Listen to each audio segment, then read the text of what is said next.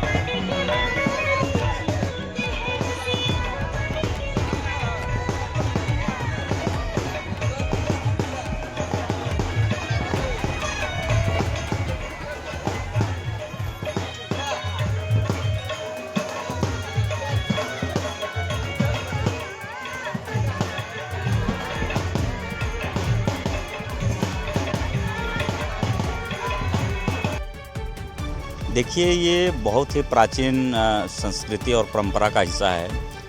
क्या होता है गांव में जब बारिश नहीं हो पाती है, अभी आप देख पा रहे होंगे कि बारिश काफ़ी विलम्ब से हो रहा है, तो ऐसी मान्यता है कि मेंढक और मेंढकी का बिल्कुल एकदम रीति रिवाज जैसे असली शादी हो रहा है, उस तरह का बारात बाजा गाजा धूमधाम से पूजा पाठ करते हैं। इससे मानते हैं कि इंद्रदेव प्रसन्न होंगे और बारिश होगी, इसलिए ये परंपरा बहुत प्राचीन समय से चले आ रही है और उसी का ये जो परंपरा निभाया जा रहा है वो हिस्सा है। कितने गांव के लोग यहाँ रहते हैं, किस तरह से माहौल रहता है? बहुत अच्छा माहौल रहता है, उत्सव का माहौल रहता है। जैसे आमतौर पे शादी विवाह में लोग आस-पास पड़ोस और गांव के करीबी गांव के लोग आते हैं, बाजे गाजे के साथ न्योता भी दिया जाता है कई गाँवों में, और कई गाँव के लोग वहाँ पर इकट्ठा होते हैं। जितने भी नज़दीक के 10-20 गाँव के लोग एकत्रित होते हैं और बहुत उत्सव की तरह, जैसे शादी विवाह में वास्तविक उत्सव है उस तरह का खुशी से वो नाजा बाजा गाजा के साथ उनका शादी विवाह करते हैं। और जो भी हल्दी वल्दी सब कुछ लगा के और बाकायदा उनको माने दूल्हा दुल्हन की तरह सजा करके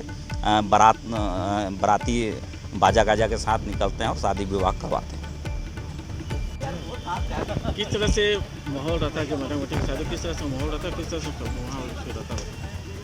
हम लोग जब से होश संभाले हैं तब से मतलब सरगुजा अंचल में जब समय से बारिश नहीं होती, हमारी खेती बिछड़ने लगती है, तो कई गांव के लोग मिल के और एक गांव का आदमी कन्या पक्ष, दूसरे गांव का आदमी वर पक्ष बन के जो है मेढक मेढी का विवाह करते हैं।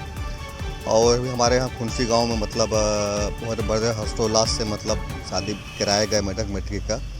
और मेढक मेढकी की शादी होने के बाद उसी दिन अच्छी बारिश हुई, तो मान्यता मतलब कहीं न कहीं हमारे गाँव वाले सही मानते हैं, इसका हमको लाभ मिलता है।